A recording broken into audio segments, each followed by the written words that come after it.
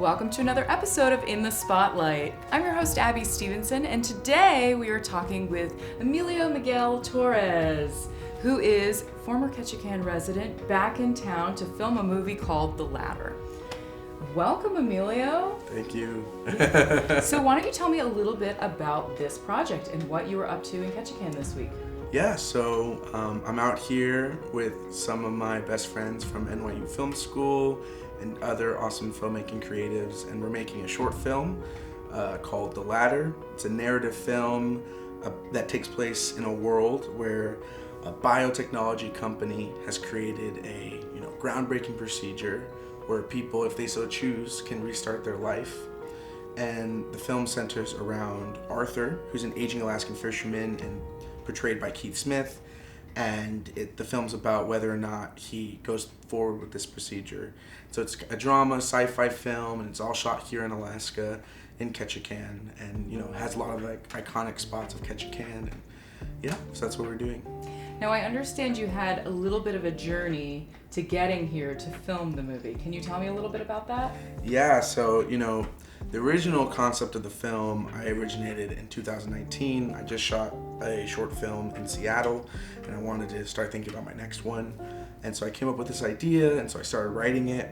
And then the script went through kind of a year of workshopping in my classes at NYU. And the original plan was we're going to shoot in May of 2020.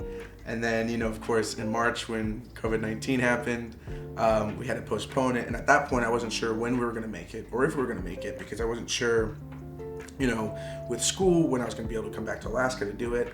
So I kind of just put it on the back burner. And then I did a whole school year of, social distance learning at NYU.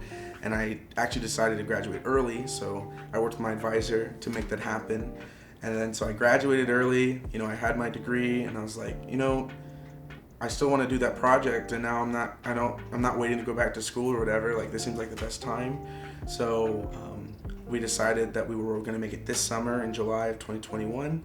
And so earlier this year, we decided to do a crowdfunding campaign, because I figured, now that I'm graduated, if I'm going to make the movie, I want to make it right. I want to pay people. I want to make sure it's the best quality it can be. So we used this website called Seed and Spark, which is like GoFundMe or Indiegogo, but it's just for films. And we created a crowdfunding campaign, and I was expecting, maybe to get a couple thousand to help make the movie, but we actually ended up raising $17,000. I watched it. I remember when you launched it, and I watched the website, and I was like, wow, this is so exciting. Yeah. Who were the investors? Yeah, honestly, the majority of our contributions came from Ketchikan locals, and I think our average donation amount was only $100. So, it wasn't like one big donor made it happen. It was a lot of people coming together. And it was crazy, like you said, in the first 24 hours, we raised 50% of our goal. And then within 10 days, we had raised all of it. And so the rest of the month, I just kind of chilled out as it ended. And then, but also, of course, I had my family to support. And then also I had random people from all over the world. Nico Guadardo, who's actually an actor. He was on a show on Freeform, I'm forgetting the name of it, but he randomly saw a TikTok that I posted about it and reached out to me, and we had a phone call, and he was like, oh, this project sounds really exciting. You're a Latino director, I want to support you. So he offered to contribute. So he's one of our executive producers, and he came in at the smoked king salmon tier, which is our $1,000 tier. But we had a lot of people who were contributing $25, $5, and that's how we got there. That's awesome. Yeah. And who is your crew that you are working with while you're here? Yeah, so I wrote the film, I'm directing the film, and of course, just because it's my project, I've been a producer on it. Another executive producer and helper on this whole thing has been my father, Miguel Torres. I grew up in Ketchikan, so I know a lot of people here, but he's a little better at negotiating and being a middleman, so he's helped me execute, get our locations, get our catering, all that kind of stuff. We have Diane Slagle, who's a local singer and chef, and she's been our caterer for the week and making delicious meals. And then, for our actors, we have Keith Smith, who's playing the lead role. We have Jeff Carlson, who's playing the son of the fisherman. Heidi Poet is playing the wife of the son of the fisherman. We have Dave Kiefer in a quick cameo role. Connor Wodehouse is playing a role, and even Catherine Tatsuda has another cameo role kind of earlier in the film. And And then of course my crew, two of our crew members are local filmmakers, I would say. We have Sarah Kuharich, Megan Corwall, she goes to DePaul Film School, and then the rest of my crew we flew in. So my assistant director, who also happens to be my girlfriend, her name is Maggie Berry. She's actually an actress first and a singer first, but this past year, because of COVID, she couldn't really perform. So she joined me, and I've been in Seattle building a freelance video production company called Torres Productions LLC. So she's been helping me make a lot of exciting projects in Seattle. And so I was like, please come with me to Ketchikan and, you know, help me make this movie. And then my cinematographer, he's like my best friend from film school. His name is Toby Romero, and he's been shooting all of my shorts at film school with me practically. And so he loves the nature, so I'm excited I could bring him out here. And then we have Taylor and Jackson, who are you know, other friends of mine who are helping with camera and lighting. So it's a good mishmash of, you know, some of my favorite people. Sure. Yeah, it sounds like you are kind of surrounded by love, by people that you know and support you, and I think that's always the best way to go about it, you know. Solid teamwork is so important. Yeah. What's cool about it is that in the close-ups, I mean, I think they're going to be pretty tight, and we can probably even get you right out of frame. Trying to get their pickups. The biggest concern for today is going to be the salmon ladder scene, just for audio reasons. So Felix and I talked about that. I think we're just going to have to go really tight on their faces and try to get the mic as close as we can, and then we'll have ADR as a backup. So you've done this 10 times. You've come and picked up an old person, take them to their appointment. So this has just been routine for you. So you're just waiting and just expecting he'll come out. But at some point you're like, so when I call action to call it loud, kind of count to your head to 10, and then you can kind of look around like, where is this guy, you know? So we're waiting on a lanyard and an iPad for my dad. What time is it? We have 4 minutes. Got it. 4 minutes left to shoot it, or 4 minutes till we have to shoot? So we have to shoot. Got it. How much time did I budget for this shot? 10 minutes. Got it. Waiting on the prop guy. All right, let's get straight in.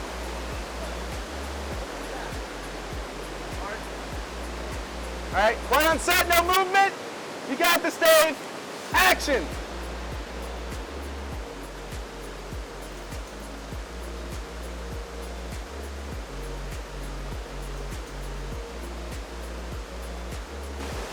Cut. You happy with that, Toby? All right, let's move on. All right, next shot. So you grew up in Ketchikan. Why don't you tell me how you came to Ketchikan, and where did you go, and how are you coming back? You know, what's going on? Sure, yeah. I mean, so I basically just did elementary school and middle school here, so from 1st grade to 8th grade. And you know, my dad got very involved in the community, and I think our whole family was involved in the community. But really my kind of main thing I did here as a kid is I got really involved with First City Players.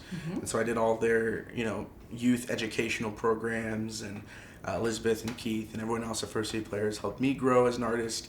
And I always tell people, like, I'm so grateful that I'm pursuing a full-time career in filmmaking and being an artist, and I don't think I would have the confidence to think I could do that if it wasn't for the fact that I grew up in Ketchikan. Because, you know, there's such a supportive community here for the arts, and as a kid I was told by all these people I looked up to, like, hey, it's okay for you to be an artist, and it's awesome that you're being an artist.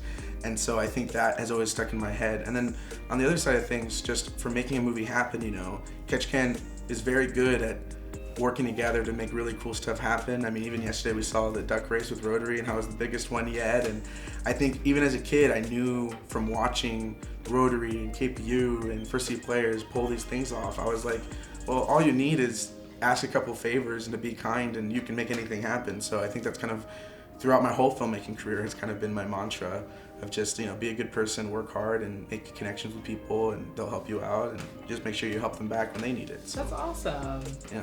When can we expect what's the next stages with this film? You're gonna finish filming this week, and then I assume it's gonna go into edit. What kind of a timeline are we looking at? Yeah, so, you know, we're gonna be finished shooting this week, and then we'll be editing it into the fall. And then once it's completed, since the real intention with this film is I have a script and a concept for a feature-length version of this film, as well as a series version in the same world of the film.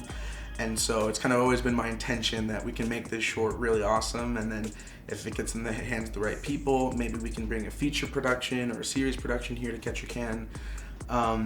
And so, in that regard, the goal is to send it to film festivals, because ideally that'd be the best way to have it seen by the world. And unfortunately for people who want to see the film, that makes it a little tough, because when we finish in the fall, we have to submit to a festival. Then we have to wait to hear back if we get in. And then we have to wait for the festival, and then after that, you can release it publicly. So really, if people want to see it earlier, when it's completed this fall, we have our crowdfunding campaign. Everyone who contributed to that will get a link to the film when it's completed. And we're actually probably going to need to do a final stretch of crowdfunding to help us cover some of the post-production costs, like film festival submissions, like the edit, like the sound, all that kind of stuff. And people who contribute to that will also get a chance to see the film as soon as it's completed. And how do they find your website if they want to contribute to your post-production costs on Seed and Spark? Totally. So we have a Facebook page called The Ladder 2021 Short Film. And, on that Facebook page, we're always posting updates. And definitely when that second round of crowdfunding comes, we'll boost it out there. And then for myself personally, I have my own website called emiliofilms.com. And I'm Emilio Film on Instagram, Twitter, TikTok, pretty much everywhere. So people can reach out to me directly if they have questions or they want to help out in this project. But I'm just so grateful that we're even here. There was a couple months ago where I wasn't sure if we're going to be able to make this happen, or if we did, if it was going to go smoothly. And it's really just been a lot of love and a lot of support from Ketchikan locals, and also my family and friends from elsewhere who have come together and are making this movie happen. And I'm just kind of in awe when I'm sitting here and watching all these amazing people put their love and hard work into something that matters so much to me. And I really hope when the film's all done and I can share it with the world, that it's something that Ketchikan can be proud of, and that shows Ketchikan in, a positive light and a really awesome light. Okay, let's get Slade in.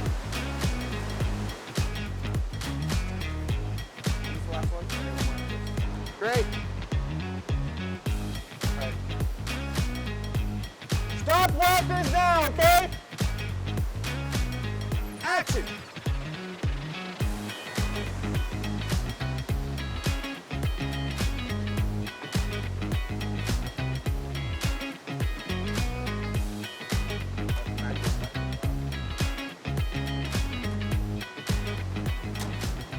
Cut.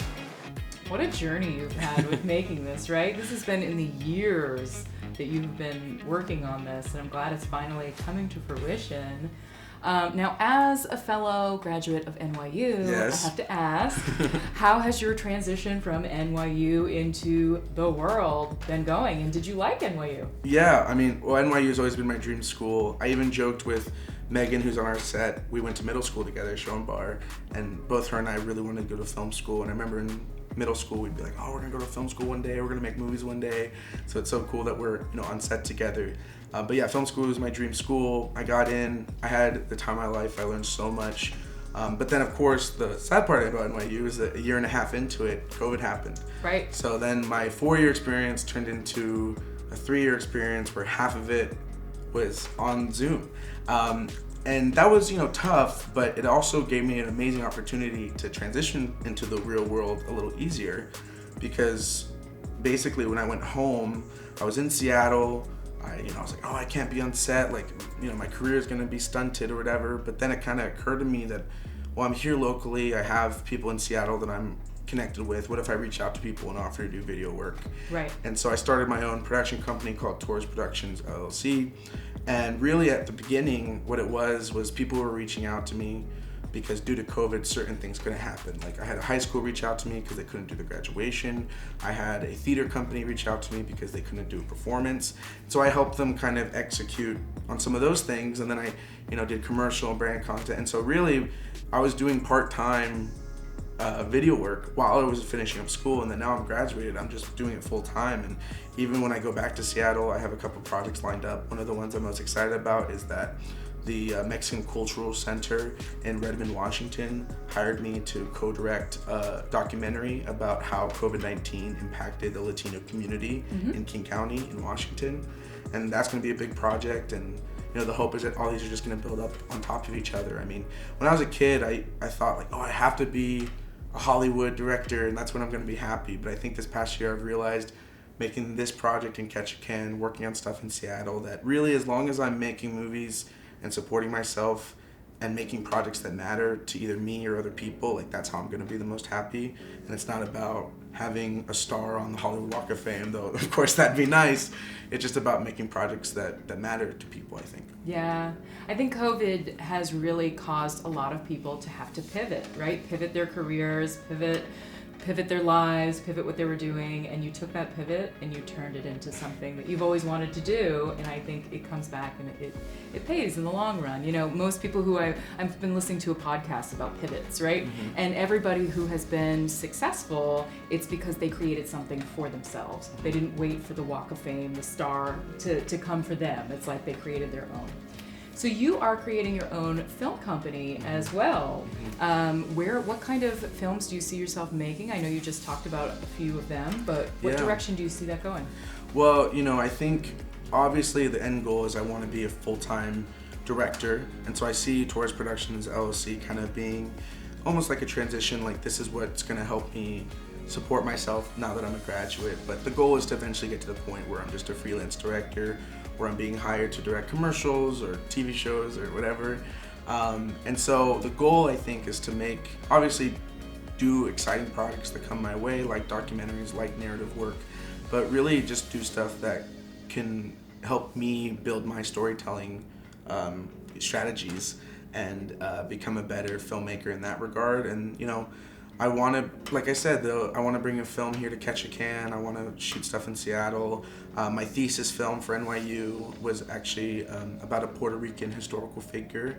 And so, you know, showcasing the Latino community in a positive light is another really important message to me. So I think ultimately the end goal is to, in the meantime, you know, do projects for organizations and people that I care about and, you know, believe in their mission, whatever it may be, and then just hopefully one day build up where I can make a career out of making narrative and documentary work that showcase stories that matter to me, and like I said, eventually bring maybe an even bigger production to Ketchikan, which would be really exciting. Well, that's great. Thank you so much, Emilio. Good luck. Thank you for everything that you're doing to give back to the community and to really, you know, to really give back, and we really appreciate it and bring people together. Well, I appreciate you know, talking to me and sharing the project with everyone. We're just trying to make a movie, so can't wait for it to come out. I can't wait to see it. And if you want to donate to his Seed and Spark website, check him out on Facebook or just go directly to the link.